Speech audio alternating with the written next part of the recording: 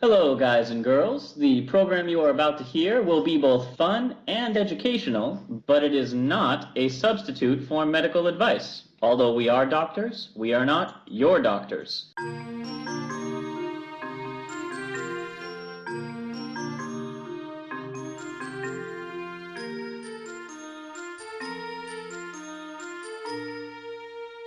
Hello and welcome to Travel Medicine. As always, I'm your friendly neighborhood internal medicine doc, Dr. J. And I'm your usually friendly local ER doc, Dr. Ward. And we are back from vacation at long last. Did you miss us? We flew back from Mongolia and our arm's tired. I'm going to keep telling that joke, like for the rest of the season, like every episode. For those of you, depending on our release schedule and your listening schedule, you may have already heard about some of our adventures in Russia, but we didn't really get to see a lot of medical things because we didn't really have a lot of medical problems. One of the places we did get to go and learn a lot more about traditional medicine and how people are cared for was in our second destination, the wilds of Mongolia. Ooh. What's the first thing you think of when I say the word Mongolia, Ward? Horses. Chinggis Khan. Most of us, that's kind of where our knowledge starts and ends. Chinggis Khan and horses. Now, Chinggis Khan in Mongolia is actually referred to as Chinggis Khan. That was his name. Chinggis just means the great. So he was the great Khan. And his name was Temujin, and Chinggis was, I guess, their name for a chief or war leader. So for those of you who are not familiar with Chinggis Khan, I guess the best way of thinking of him is very similar to Khal Drogo in Game of Thrones. So he was... Okay, I'm on episode 2 of Game of Thrones. I know it's 2016, but it's really heavy and it's really emotionally taxing. So I'm literally on season 1, episode 2. I take it that... I mean, everybody's a brutal, ruthless, calculating ruler. Is that what Chinggis... He was a very effective horse lord and warlord who united the Mongolian tribes, is by and large a hero to the Mongolian people, and had a couple grandsons who invented the passport system. Ooh. But, we'll get in a little bit more into that later. I do want to talk a little about the history of medicine in Mongolia. Now, the Mongols are a nomadic people, and that's true even today. We landed after the train, we made it to Ulan Bator, or I guess Ulan Bator. It sounds like something you use to make Ulan cake. Right, delicious. But that's really the only city in almost all of Mongolia, and we learned that of the 3 million people who live in Mongolia, 1 million, or a full third of the population, live in Ulan Bator, which is the only major city. Now, there's a couple minor ones, but there's no roads going to them. It's all off-roading. So there's only one major city, which a full third of the population lives in, and of the 1 million people who live in Ulan Bator, about 70% of them are 30 years old or younger. Wow, that's a young country.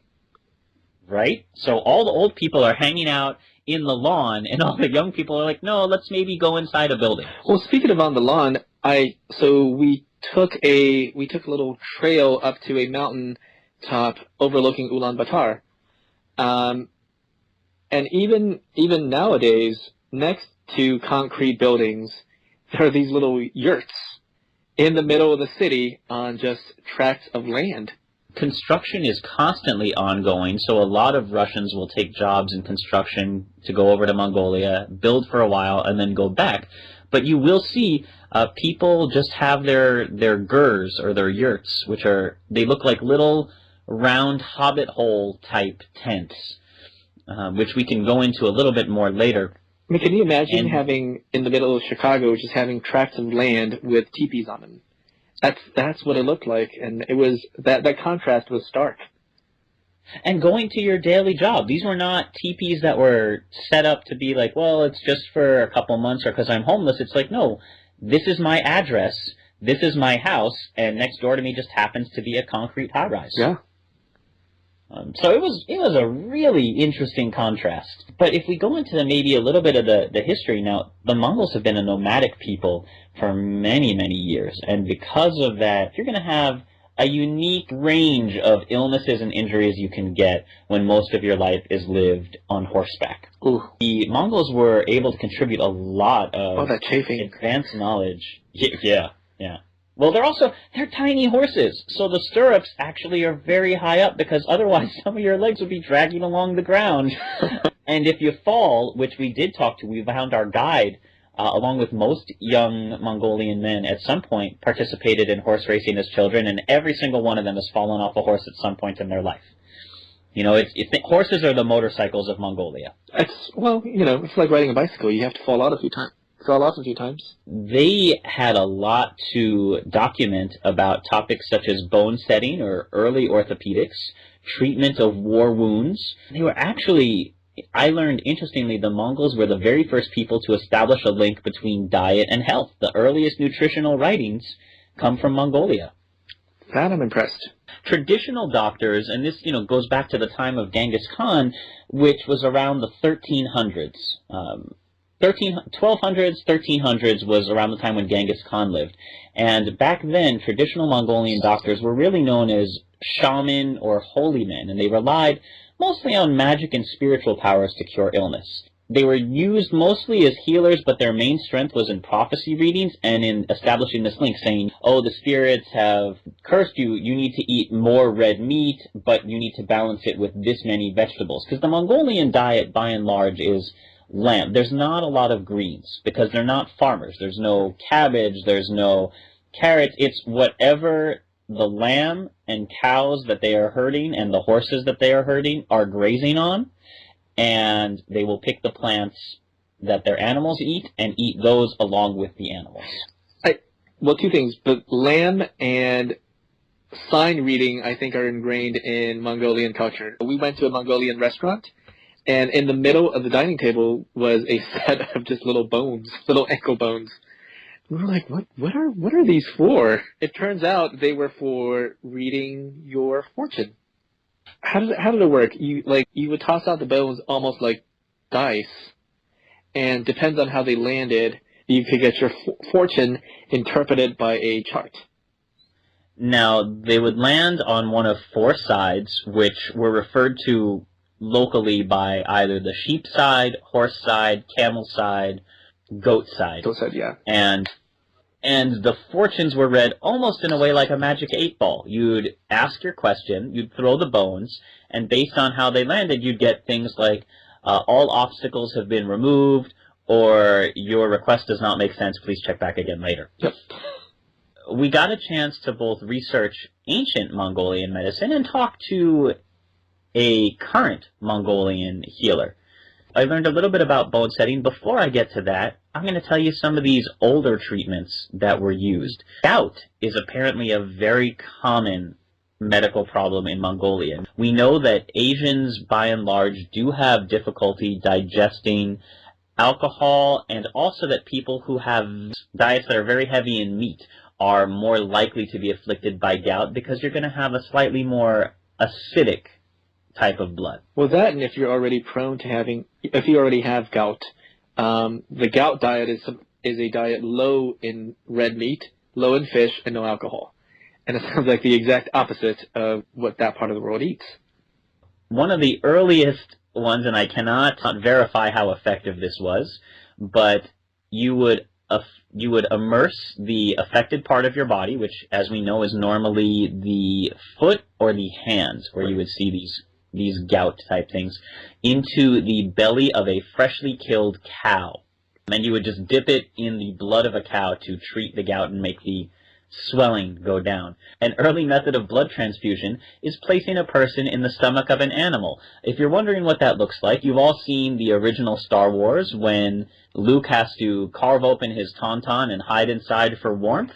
That is a method of blood transfusion in ancient Mongolia. Maybe Luke had gout. Yeah, maybe he had excessive gout or needed a blood transfusion. So on the battlefield, when a soldier became unconscious due to massive blood loss, he would be stripped and placed in the stomach of a freshly killed animal until he became conscious again. I'm not entirely sure how this transfusion was supposed to work. If I were a mythbuster, I would label this one as heavily on the myth side. Although this was a little bit shall we say, scientifically untested. Right. Most of their treatments dealt with herbs or physiotherapy, actually manipulating the thing. So herbs, legend had any plant could be used as medicine, and emchi or otochi, which is the name for their healers who dealt in plants, is quoted as saying, all the flowers on which butterflies sit are ready medicine for diseases. A flower rejected by the butterflies is poisonous, but it can become medicine when properly composed. And because they do have to water their horses and so many things, they became very familiar with the various plants surrounding lakes for medicine. And they also used a lot of water itself as medicine, which is known as balneotherapy. And water would be collected from various sources, including the sea and lakes, and stored for many years until ready for use. And depending on what your affliction was, you would use that specific kind of water. So seawater may be used to treat one condition, whereas river water from the mountains versus the desert may be used to treat others. Interesting. Unfortunately, my inability to read Mongolian did limit a lot of my research into this as to what specific conditions and waters would be used for each other. Well, it looks like you found out that acidity and stomach upsets was one of the ailments that water treatments was being used for. Yeah, which makes sense. In some ways makes sense. If you do have indigestion, we always tell people to hydrate. Right. It's very rare that water won't help something. Another old remedy, which I thought was very interesting, was the historical custom of eating a piece of paper with words printed on it. And there would be magical incantations in Tibetan, written by the shamans or the priests, which would say, this spell is a cure for fever, this spell is that, and they would give them to the Mongolians there, and they would fold it up, put the paper on their tongue, chew it, and swallow the spell, hoping that it would help. But some of these things worked because the paper on which the spells were printed were made from these same local plants that had been gathered. I so want that treatment to work, because it sounds like it should. Right? It's like, oh, I've got diarrhea. Let me eat this piece of paper that says anti-diarrhea, but it also happens to be made of a plant that would bind up your stomach. And also, the power of placebo is proven. Placebo effect has an actual effect. That's why we call it the placebo effect. It does make people feel better a lot of the time. And you and I actually went through a Mongolian temple, and one of the traditions for worshippers is to turn the little wishing drums, right? Mm-hmm. And I must say, after having gone through just the temple, pushing the little drums, and with this rhythmic chanting and incantation going on in the background, with the incense in the air, it felt really, really calming. I walked out of that temple in a much better mood and in a much better place than I had walked in. Just because it's a placebo doesn't mean that it doesn't work, but I would love to get my hands on some of these old incantations made from plant material and find out what was being used to treat. Because the idea of a magic spell on a medicinal paper is one, I think, really... Imagine if, you could take one of those Lister mints that dissolve on your tongue for bad breath, and take that for a sore tooth or an upset stomach. It sounds, like a lot of voodoo to us. It does have some potential areas of study that are still used today. Now, I don't think we noticed anybody eating magical medical paper, but the fact that it existed in the olden days was very interesting. Now, the last area of old Mongolian medicine I want to introduce before we get to some of the more current things is a branch called bone setting. Now, this is the earliest form anywhere in the world of documented orthopedics, which is medicine that specializes in bones. And, you imagine if you're riding your horse around all day and you fall off, well, if the horse breaks a leg, you shoot it, eat it, and move on. But if the rider breaks a leg, what would they do? Shoot it, eat it. You probably don't want to shoot and eat your soldiers, because that's going to decrease your army. So these traditional shamans slowly started evolving into healers who would deal primarily with setting bones without the use of any of the surgical theaters. They would basically massage the bones back into place not in a chakra yoga kind of way, but with very firm pressure, and at the same time moving what they call energy currents around and doing pressure points, almost like a physiological massage. So it's an earlier form of physiotherapy and orthopedics. Now, the actual name for these bone setters is, and I'm sure I'm pronouncing this wrong, but you're going to love it, Bariachis. Ooh. Which makes me think of a bunch of Mongolians in Mexican hats going da da da da da da da da da da. Shout out tequila for everyone. But these bone setters are traditional healers. They work, by and large, without medicine, without anesthesia, without instruments, and they rely on, as we said, physiotherapy to manipulate bones back to their proper position, which supposedly was done without any pain to the patient. I don't know if I believe that, but Bariachis were lay people at the time without medical training. They were born into the job, and they had the rumored ability to fix any problem, no matter how severe or difficult. So they would use a lot of the things we already talked about last season in traditional Chinese medicine, such as cupping or herbal compresses and even some acupuncture. And in some cases, they used early forms of surgery with ice as a local anesthetic. Well, can I just say, as a modern bone setter, I set a lot of bones in the ER. And it is a fine art because, just like the Mongolian healers, I do not have the luxury of having a fluoroscope in my emergency department. A fluoroscope is a bedside x-ray where you can see where the bones are, and you can see if your bone setting, or what we call reduction, is appropriate and sufficient. Just like you said, the massaging, the knowing where physiological alignment of bones are, that knowledge is super important, because what a lot of times can happen after a fracture happens in a long bone is the muscles around these long bones go into contraction and go into spasm, and they pull that bone out of anatomical alignment. And imagine a broken bone with all these shards of sharp bone fragments sticking in non-anatomical positions, meaning sticking into muscle tissue, sticking into sensitive nerve tissue, sticking into already injured tissue. That is super painful. And I've watched my orthopedic colleagues artfully pull these bones back into alignment. And there sometimes is a wrong way, and there sometimes is a right way to do this. Experience and know-how makes a huge difference. I can tell you, as a patient, I certainly want an experienced orthopedist, experienced ER doc.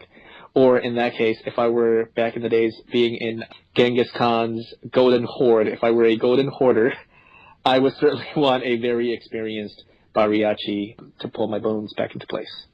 And give me some tequila, please. These Bariachis actually had a very important role in both the Golden Horde as well as up to today as traditional Mongolian healers. Now, Ward, you've seen a lot more broken bones, I'd say, in the recent years than I have. What are the different kinds of fractures? And, certainly we want to get an orthopedist on later this year to go into that more. But what's a simple fracture, a complex fracture, a displaced? Like, what are some of the different things that these bone setters might have had to deal with? The Bariachis mostly dealt with long bone fractures. Those are the arms, legs, humerus, femurs. Those are the bones in active parts of our bodies that get fractured when we sustain traumas like falling off a horse, a bicycle. Non-long bone fractures like skull fractures, that's a whole completely different ball of wax, and you generally don't tend to reset these bones without surgeries. A simple fracture can take place in the middle of the bone, or it can take place close to the end of the bone near a joint. Now, it's more problematic when that fracture extends into the joint, because you have an actively moving joint, and now you have a shard of broken bone going through it. Now, again, a joint is just by definition any place where two bones meet. Two bones meet, and they usually move, and there are strong ligaments supporting that meeting point, so it's almost like a mechanical joint where there's a socket in a lot of cases. So what can happen, like I said earlier, is there are strong muscles and ligaments holding that bone in place. So sometimes when that bone is just simply cracked, it'll stay in place, and it'll just be a little crack through it. Now, those are painful. Usually, they're not as serious as if the bone had completely broken through and is now angulated or completely off. So imagine a long piece of bone where there's a break in the middle, but the broken points are not meeting anymore. So we call that a displaced fracture.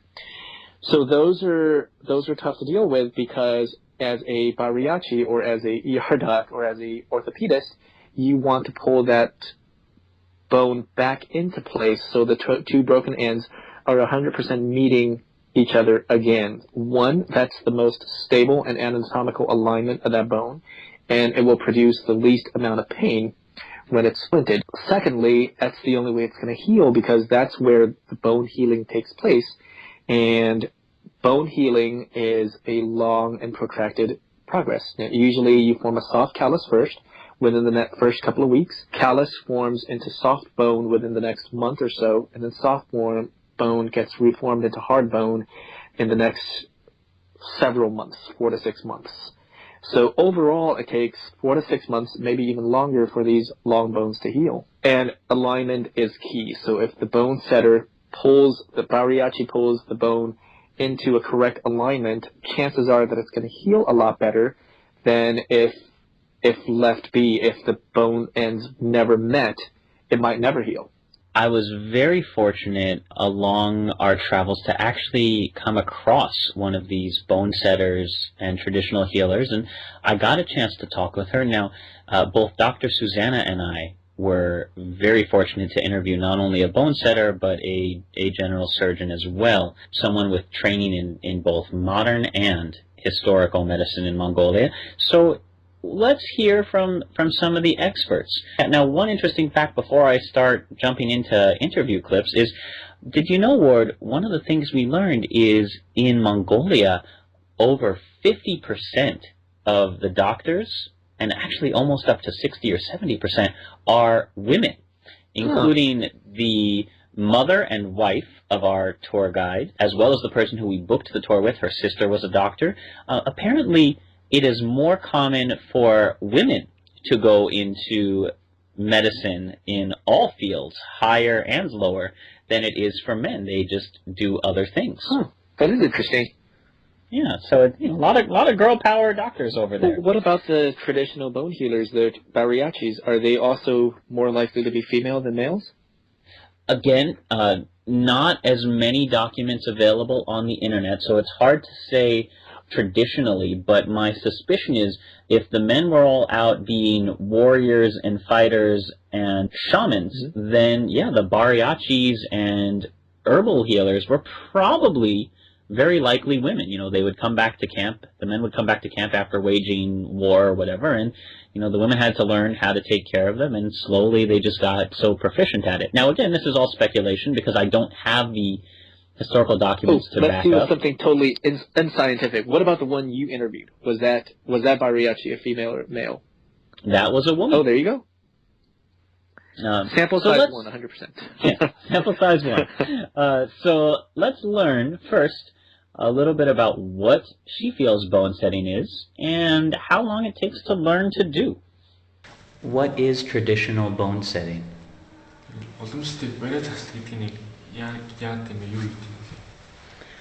Бариач гэхээр ерөнхийдөө одоо нэг хүний юуны цэгүүдийг биологийн цэгүүдийг сэргээж өгнө. Тэгээд одоо It's treating the human by rubbing the sore parts of the body.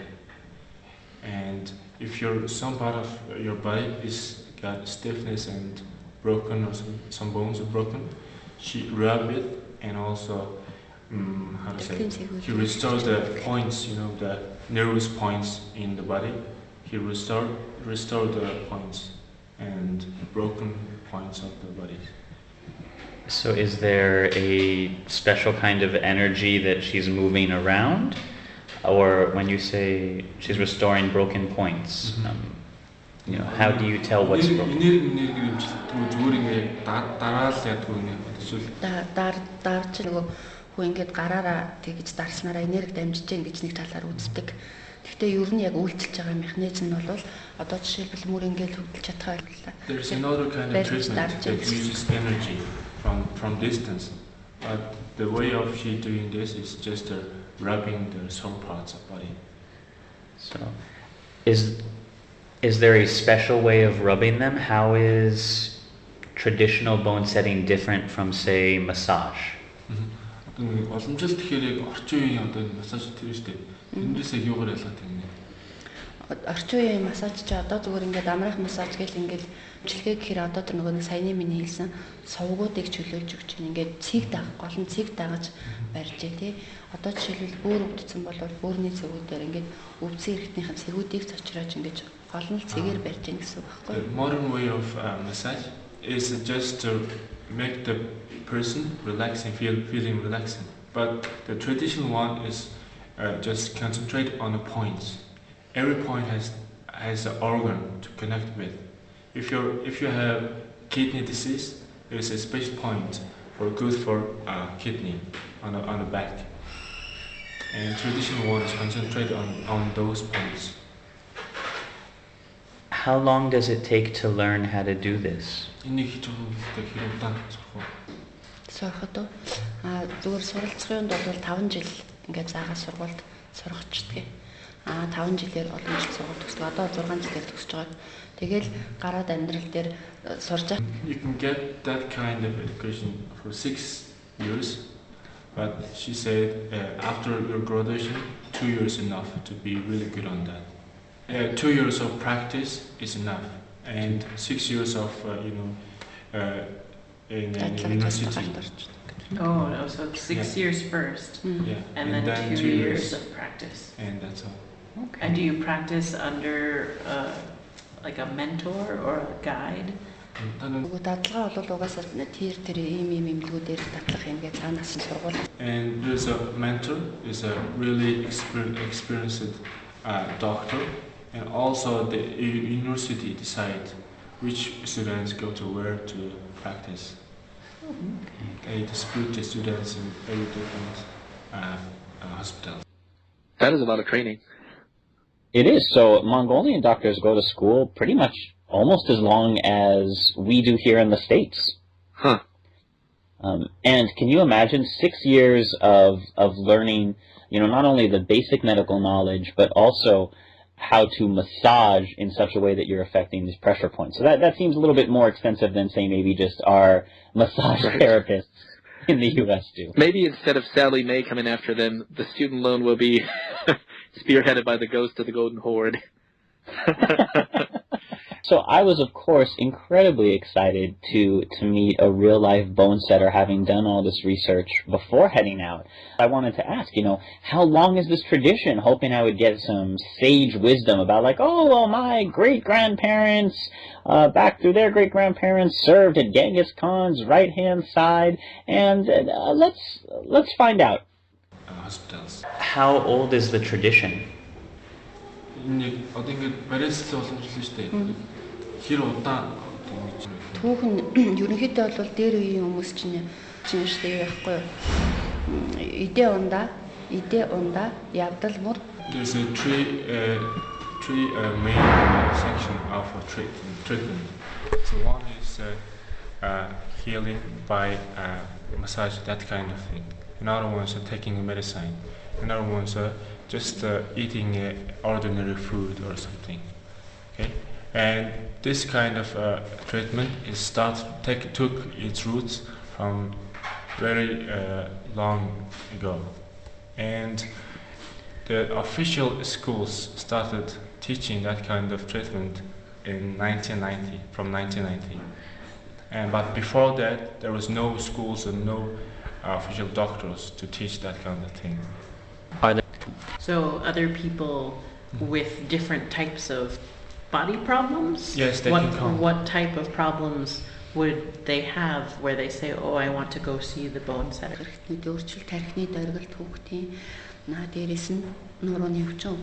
Cannot move their backs, and also the old people, they have a pain on their knees, and they come usually, and also brain problems. If you got headache, they can come to have massage on your head. And also, if your digestion is not so good, you can come to see the bone setter. Because there are special points on the back for taking care of the inside organs, connected to the inside organs. So, yeah, it's 1990. That's not a lot of time for a centuries-old tradition. Well, it makes sense. If they were traditionally nomadic people, history is probably mostly passed down orally and just through practice. There is now a school in Ulan Bator as well as a small school in Karkarin, and you do your 2 years of practice mostly nomadically. You are moving from town to town or settlement to settlement with your mentor, learning how to do this. Now, this particular bone setter that I interviewed was working in a government hospital in a more established small village. But she had been in private practice for a number of years before, and most of the people seeing traditional healers have very common problems of the elderly. Back pain. How many times have you seen that in the ER? Right. Joint pain. Digestion. So ones that are common all around the world. So that seems like the manipulations the Bariachi do in this setting are more akin to the manipulations that doctors of osteopathy do. Right? They're not exactly fracture care. It's chronic musculoskeletal care. Right. So the bone setters have moved from less to setting bones and more to dealing with joints and traditional methods of healing that don't focus on just throwing pills at a problem. I like that. Later on this season, we're going to touch base again with our chiropractor, who also taught us about traditional Chinese medicine, and see, how he integrates the two. But I had to wonder, especially as so much of this sounded very similar to traditional Chinese medicine, how do you diagnose, and do these pressure points correspond? Are these like acupuncture points where you press somebody's toe if they have heartburn, or you touch the top of their head if they're having liver problems? And some of the things we saw around the room, although they looked very similar to traditional Chinese medicine, we found out they were used a little bit differently. Let's learn a bit about that and hear from our Bariachi. Organs. Are the points near the organs that you use? So if I have a head problem, is it a head point or is it an arm point? Цэцэг ойрын цэг аль аль нь байж болно. Ойр гэх юм бол одоо ингээд бүрний харалт артлын юмнууд байна. Одоо Usually it's near to the, for example, for kidney, it's right here. Okay, he's pointing to his back near the kidneys. Yeah. And how do you diagnose? How do you tell what's wrong? практик хийж явахдаа бариад ингээд гарт ороод дадлах шатарчдаг. there are two different types of blood. One is hot arteries and another is cold arteries. And hot 6 arteries and cold 6 arteries. And hot arteries goes up and cold goes under. When somebody comes to you for treatment for a problem, how many treatments does it take before they're fixed? Is it all done in one session, or do they have to come back several times in a row? Одоо нэг тандэрийн хүн имжлэх гэж шүү дээ. Ингээд нэг удаа ингээд үзэж имжлэхгүйсэл ингээд олон дахин ирж имжлэх гэсэн. The patient has to come many times, more 5 to 10 times. And that's for most problems. They take about 5 to 10 times. Одоо төвчнүүд тэгээд одоо олон хоног имжлэгдэх шаардлагатай одоо юу болвол одоо at one time it's the patient have to be treated up to 14 days. If it's necessary more treatment, they'll take a break in a few days and start it over again. Do all your patients come here, or do you ever go to where they live? Одоо нэг хүмүүс ихэмжтэй энд ирдэг эсвэл та одоо очиж ингэ үзчих. They come here. They come here. So it's not the same as acupuncture points. It really is, where's it hurt? That's where I'm applying pressure. And I kind of like the expectation that, look, it's not like one shot and that's it, all your problems are gone. It's a treatment plan. And you do have to get, continuous treatments. Yeah, now again, getting continuous treatments in a nomadic society might have been a little bit more difficult. So I don't know how this was done before 1990, but again, we did visit a government hospital. Oh, right. So people would come to the hospital and presumably they would just have to avoid migrating to wherever the next place is until they finish the treatment. Or presumably find the next local Bariachi. Exactly. So you might be wondering with these treatments, how much does this cost, or what are some of the tools? We did see in the office there were 2 boxes, one full of gravel and one full of sand, and we're like, oh, because the hospital itself was just a linoleum floor. But everywhere surrounding in Mongolia was, as we learned, the same as the African massage roads. Everywhere was off-roading. It was unpaved dirt filled with rocks. So, of course, the first thought Dr. Susana and I had is, oh, maybe when people are going through physical therapy after having broken a bone or getting treatment, they have to practice by walking on sand and gravel, because that's what, obviously, they're going to be walking on during the day. We asked, what is the purpose of this box of sand and gravel? And we also asked, in addition to what other treatments are you using, how much does this cost? We, of course, are known in the U.S. for having astronomical healthcare costs. What does a visit to a traditional healer look like? How much is it going to cost to visit? Is this an affordable thing, or do people just avoid it? I don't know. Sometimes you walk into a U.S. hospital and you think, hey, that's just a bag of saline. That bag of saline gets charged like $1,000. So maybe those are some very special sandboxes and gravel. Yes. So, okay, so you think the sand gravel treatment, do you think it's physical therapy? Do you think it's something else? I'm going to guess that it's going to be used for physical therapy. Right, because, why would you have somebody walking on linoleum floor if the only time they're going to see in their life is linoleum floor? Right. So let's learn about the cost as well as what these boxes are. Now, we noticed off in the corner two boxes. What are they used for?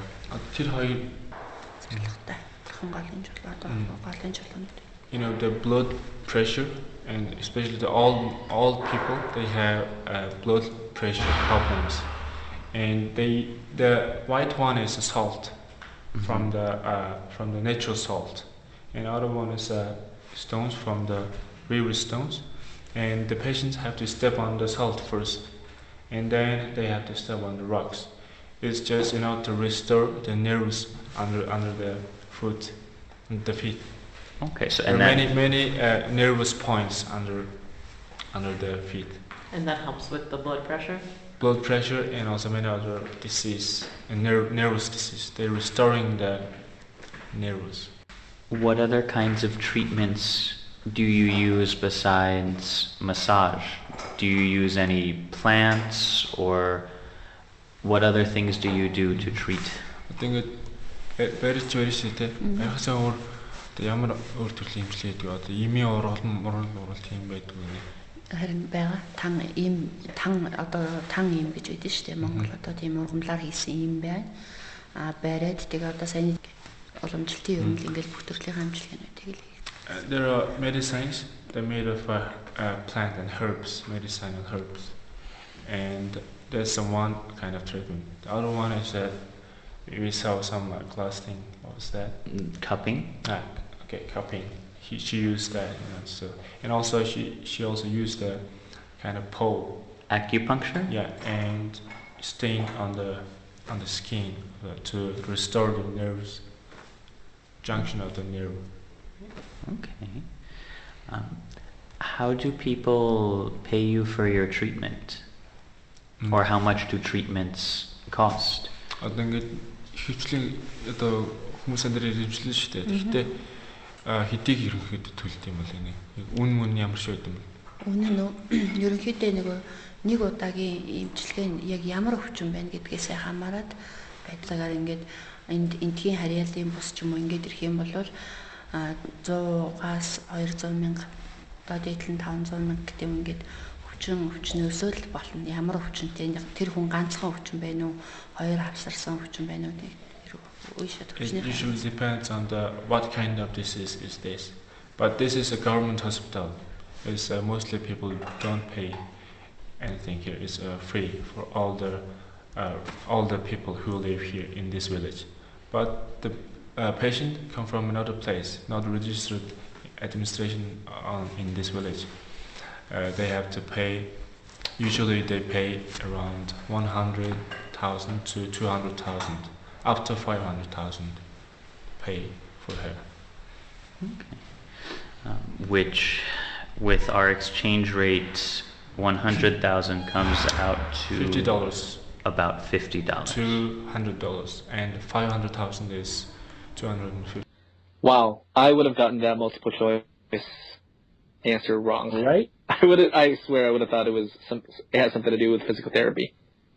Yeah, so blood pressure with gravel and sand. So, for those of you who are maybe a little bit fatigued with all the pills you're taking, consider getting your own Mongolian doctor and a box of gravel and sand to help regulate your blood pressure. Running a little high? Stand in sand. Running a little low? Go stand on rocks. It might not work at all. However, it seems like the side effects are minimal. Yeah. 30 feet. 30 feet. So, but even with that, $50 is pretty affordable, even on a standard Mongolian salary. Sure. It's high, and you're not running into the doctor for everything, but $50 is something a family can afford without going completely bankrupt or destitute. Right. While we were in the midst of interviewing this traditional healer, one of the general surgeons for the hospital walked in who had gone through some similar training.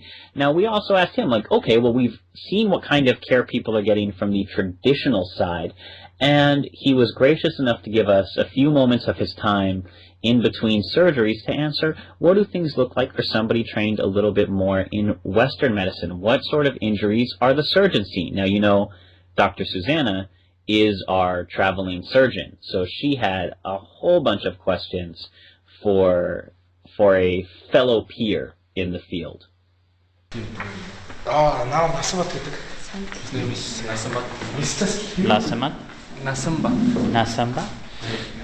And he takes care of the operation and the broken parts of the bone. In general operation. General operation. Now, is there a traditional method for that, or when you fix broken bones, how do you do it? Хувцсан ясмасыг янзлаа шүү дээ. Гэтэ орчин үеийн юу ашигладаг уламжлал ашигладаг. За манайх одоо нөгөө гимтлийн нарийн мэрэгжлийн юмч байхгүй болохоор тэгж яг хагалгаа хийж орчин үеийнхаар бол янзлахгүй байгаа. Эхний ээлжинд бол уламжлалт аргыг тэгтээ нэг арай нэг эмнэлэгтэй орчин үеийнхэнтэй хослуулсан ч гэх юм уу. Одоо нэг ясны хугарал дээр уламжлалт аргаар манайхан монголчууд одоо нэг чиг тавьж боодог шүү дээ. They do the first aid, and if some people come here for broken parts, and he used one stick and he put it right alongside the broken part, and how to say the thing? They cast? Pass it around, and if it's really extremely broken, he sent the patient into another level hospital, into the provincial center or into the UB, and there's no good doctor for modern way of treatment, and he usually do a traditional way of treatment on that. Okay, so the traditional way is to put a cast on? Yeah, put some stick alongside. Or a splint. I don't know how to say it. Төрлийн хагалгаа гэдэг чинь эхний ээлжинд эмэгтэйчүүд одоо кисер хагалгаа. Жирэмсэн эмэгтэйд одоо хөвлийн нээж нөгөө нэг юу яаж дургийн одоо кисер хагалгаа. Дараа нь мухар болгоо болохоор одоо хоёр хагалгаа. He only can. Тэр эмэгтэйчүүдийн хагалгаанд гэхдээ одоо туслахаар нэг гэсэн үг. Эмэгтэйчүүдийн эмч нь өөрөө ерөнхий эмчээ гээд би одоо туслахаар хамт хагалгаа. He only do two different operations. One is the delivering baby. If the baby is not, cannot come out of the proper way, you do the open the C-section. Yeah. And next one is there's a kind of pocket right next to the stomach. How do people commonly break bones when they come to see you? За ерөнхийдөө бол одоо манад гимтэж байгаа яс бэртэж ирж байгаа хүмүүс бол дулааны улиралд одоо энэ наадан байна шүү дээ. Одоо морь уралддаг. За тэр морь уралдж байгаа морины хурдан морины хүүхдүүд байгаа шиг гэж ирж байна. There's a three kind of reason that some people broke their bones here. First one is in horse racing. The jockeys fall off from the horse during racing, and they broke some part of the body. And second one is people fall off from the fence or when they're in a home and accidentally they break their bones. And third one is because of this road. This road is main road connecting UP to the western provinces. So it's a car accident or some other crashes, fall from the motorcycle and other things. And are most of the people you treat old or young or somewhere in between? Тэгээ бас нэг ахуй ослууд байна шүү дээ. Одоо нөгөө нэг нас өндөр гарсан хүмүүс маань галтэрж унах, явахдаа яах, таягнаасаа юугөө тарж унах ч юм уу, тэгээ бүдэрж унах. There is no research on that, but according to his observation, for the first reason, horse racing, his jockeys are all children. For the first reason, it's all children. And second reason is usually the old people. And when they're in home, they step on some slippery thing and broke their bones. And for the car accident, it's usually in middle age. So what kind of training does he go through in terms of being able to provide this community? Is he a general surgeon? Is he taking care of all of the medical issues that come in, including orthopedic problems, obstetric problems, general GI problems? За, юу эхлээд бид нар чи юу ядсан шүү дээ. Нэг 6 жил сурахтаа хүний хэмж мэрэгчлэгээд ерөнхий мэрэгчлэлтэй болтлоос яг энэ гимтлийн хичээлийг нэг тойролт курац маягаар үздэг. За, тэгээд дахиад usually every doctor has to get 6 years of education in university. And in this 6 years of education is just a general training. Everyone knows and general training. But after these 6 years, there's 2 more years. If they want to become a operational doctor or dentist, they can do it and get concentrated on what they want to become. And his 2 years, he has concentrated on operational doctor treatment. Questions for my end. So my job at home, I'm a general surgeon. So I do the operation side as well. I'm curious to know, in a place like this, what kind of facilities you have. You said the C-sections, the appendix. If it's something more serious, do they have to go to another facility? And how do you put them to sleep here? Өөрөө болохоор ерөнхийдөө юу байхгүй юу? Тэгээ хаалгааны юм чихгүй юу? Тэгээд та эдийг яг ямар төрлийн одоо тийм багаж хэрэгсэл хэрэгж харж болох уу? Тэгээд хэрвээ тийм багаж хэрэгсэл, all the facilities are in a different room, and the first operation is he is just assistant, so he's unable to show you for the first operation. But second one, he is a dominant, the second operation. If you want to see, you can come into the room and you can see all the facilities. So what happens if somebody has cancer in their colon, or if their stomach explodes from a ruptured ulcer or something like that? Is it your job, or do they have to get sent on somewhere else? За, тэрийг юу гэдэг одоо онцгой тохиолдлууд байна л да тий, одоо төвчрөх, дотор ходоод сорох, хэвлийг нэгт хутгалах гэмтэл ч юм уу тий. Тийм тохиолдлууд манайх нэг бүсийн онцлогын хөтөлбөрийн төв аймгийн дэв хоёр л. If the patient is really seriously wounded or seriously the disease is really harmful for his life, they send the patient into the provincial center, which is 130 kilometers far from here. How do they get there? With this car outside. Okay, so they go over all the massage roads, the bumpy roads. Yes, but if it's really, serious, they bring one doctor from the provincial center, and they bring one really highly experienced doctor from the provincial center, and that doctor will lead the operation here. Okay. What type of anesthesia do they have? Anesthesia? What's this? Yeah, anesthesia is so they can go to sleep. They have 2 doctors who Okay. takes care of that kind of thing. With gas? Ерөнхий онцлогоор орж болно. Одоо манайх гэхдээ энэ онцлогоо та нар юу ашигладаг вэ гэнэ? За, тэрийг одоо манайх нэг амсгалын аппарат байхгүй. Одоо зохиомлоор ингэж авдаг аппарат бол байхгүй. Шок бацдаг. уламжлалт та хэд одоо бараг төсөөлөхгүй байх тоо. So they have to stand there and pump the back. Yes, they don't So they don't have the Тэгээ machine. автомат юм байхгүй. There's no automatic thing. It's all manual. Тийм хагалгаа аппаратаар. And when you take out the appendix, is it with a cut Тэр нугас. or is it with the laparoscope? Гү ерөнхий нээлт. Микроскоп байхгүй. Дургийн аппарат байхгүй. So no laparoscopes in this hospital. Тийм. Ерөнхий дандаа ерөнхий All the general treatment. No одоо нэг олгоо хийсрээ хагалгаа дандаа нэг нугас хатгах чад. Нугасны мэдээлэлд бол ерөнхий хувьд болохгүй. Спинал. Spinal anesthesia for the baby. Тийм. Okay, but and for the appy also spinal. Спинал. Бүгд спинал. Okay. Одоо хийж байгаа. Okay. So there's a brief intro to surgery in Mongolia. Well, it sounds like that's not so different from small town docs in, well, I guess anywhere.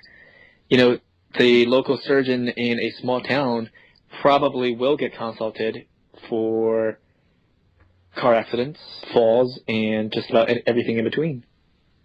Yeah, and that's actually was Dr. Susana's experience. So the two of them, despite having an impressive language barrier, a lot to talk about, and they do a lot of similar work. I thought it was very interesting, though, that the population of broken bones that our surgeon saw is so specific and delineated. Only old people have falls, only middle-aged people get into car accidents, and only children have horse injuries, although I did like how he wanted to be very protective of national pride, and he said, but when the children are falling, it's usually the horse's fault, not the riders. Of course. Sometimes the horse steps into a hole, and the rider will take a tumble, because Mongolian people are wonderful riders. Of course. That's what I thought too. Well, hey, did you notice how did the Western trained surgeon, what was his attitude towards local traditional medicine and the Bariachi, the local healers? He thought it was great, and the two of them were colleagues and worked closely with one another, because he could only do so much in terms of surgery, just like she could only do so much with traditional healing. So the two would refer to and consult each other on cases. Well, that I'm really glad to hear, because even in the States, when we're all we're all trained through the same system, all quote unquote Western medicine, there are sometimes turf wars between surgery, medicine, gastroenterology, whatever subspecialty you have, due to differences of opinions and differences in really points of view. I'm glad to hear that they can actually reconcile. Now, one of the interesting things, now this is not strictly traditional Mongolian medicine, but Dr. Susana would, kill me if I didn't reference it, is this gentleman, as a result of this conversation, invited us to scrub in and witness a surgery, an appendectomy, where they take out your appendix. And we learned that, at least in this hospital, and in most of the rural hospitals, the anesthesiologist only does spinal. There's no gas to knock you out. All surgery is done under local anesthesia, meaning you're awake the entire time. They just numb the particular area they're operating on. And they also don't do scopes, meaning tubes and very small cuts for things like appendix or C-sections. Everything is an exploratory or open surgery. You're going to have a big cut across your belly. They're going to open you up, root around until they find what they need to and take it out. And all of this is done under local anesthetic. It's local anesthetic is effective. It is effective. It's very effective. It was just very interesting that, people here nobody's like, well, no, you have to knock me out. They're just like, well, I'm going in and you're just going to numb and I'm going to be awake the entire time. Now, the last thing we'll do before we close out this episode is I was unfortunately unable to attend the surgery myself because I was a little bit ill that day, and I figured, I'm already at a Mongolian traditional healer. Why don't I see how good her diagnosis is? I had self-diagnosed and figured out what treatment I was going to do, but I wanted to get a second opinion. So Dr. Susana and I both underwent diagnosis by our healer, and let's find out how that went. So right now Josh is seated on a stool and our bone setter is standing behind him, palpating his scalp, looked like just above the ear along the temporal arteries, and just along the edges of the forehead at about the level of his brow. She's going to massage his head, starting along the central portion of the forehead between the eyebrows and up towards the scalp line, and then palpating firmly along the eyebrows all the way to his temples, and then a scalp rub starting at the scalp line above the forehead and moving back towards the occiput. Now I'm jealous because it looks fabulous. It is fabulous. And it is doing wonders for my headache. So it's a very light to moderate pressure. It almost feels as though I'm being shampooed.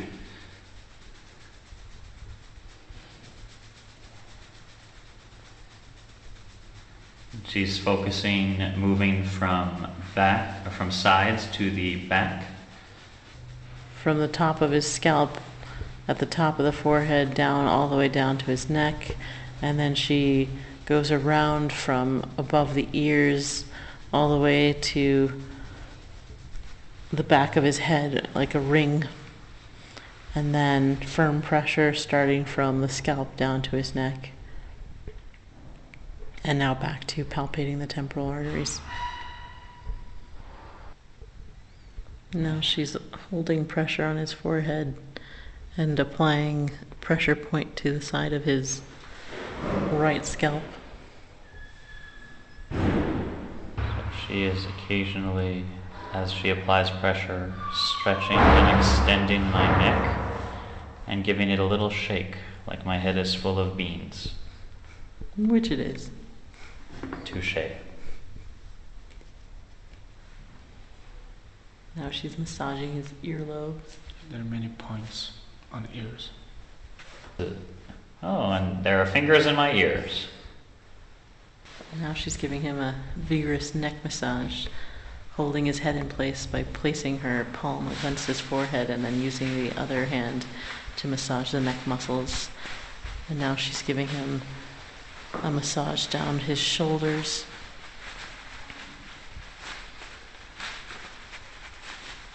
It's very firm pressure, almost similar to that you receive at the Thai massage. Okay. She said, now your brain is back in the position. Back in proper position. And in 2 hours, don't do any sudden movement or shaking your body. You don't need to do it within 2 hours. So no dance parties tonight. Yeah. And usually the patient that have that kind of disease like you, they have to have at least 3 massages like this. Okay. And if you shake your hand or something, some part of the body suddenly, and you will get the pain again, maybe, she said. Okay. And she diagnosed you by putting her finger on your blood, on your artery, on each side of your brain. And the pulse, this side was normal, but this side was really low. So the pulse on the right side of my temple was low compared really to the low. left. So that's why she said that part of your brain has a problem. And after the massage, she has diagnosed again, and both sides were normal. Okay, so you heard it here first. My brain was dislodged, which is not a surprise to most of the listeners of our show. So same diagnosis, but very different methods. Hey, I wonder if that was her nice way of saying, hey, get your head screwed back on. Brain dislodged? I mean, that sounds like something your mother would diagnose you or me. I like that she goes into, I like that that's what you zero in on. She tells me I have kidney problems, I have digestion problems, I'm dehydrated, and you zoom right in on your brain's dislodged. You have beans in your head. Sometimes patients hate it when doctors tell them it's all in your head, and that's such a skilled way of saying it. However, I did think it was fascinating that she diagnosed my brain being dislodged and my head injury from bumping against the car by feeling the temporal arteries. And apparently her pulse diagnosis is so sensitive that she could tell, whether or not my brain is dislodged. She could tell that the pulses on opposite sides of my head were just different enough that there was a problem going on there. Because I did not give her a history. The language barrier prevented that. All of this was done just through physical diagnosis. I will say this, though. The pulse tells you a lot. And as an emergency physician, that's one of the first things I go to is sick or not sick. That's the two branch points. That's the fork in the road I must cross early on when I see a patient. And a pulse tells you a lot. And the pulse can potentially tell me this person is gravely ill versus, we got some time to figure out what next to do. And it sounds like she just has the art down so much farther along that she could even tell, other information. Yeah, so there's a lot to be said for practice, and we found out that for somebody who's been in practice for over a decade, plus the second decade of what sounds like their medical training, it pays off. Did you feel better after? I did. Ooh. I did take her advice. I didn't have a dance party. I didn't shake my head around, and by the next morning I was feeling wonderful and ready to continue with more adventures in Mongolia. So that is the show this week. Next time, Dr. Santosh and our newest co-host, Dr. Praz, will be with us because, you guys, I know I didn't mention it earlier, but it's October. It's my favorite month. You know a Halloween episode is coming. Ooh. So that's it. I shudder at the puns that are coming. I'm really scared.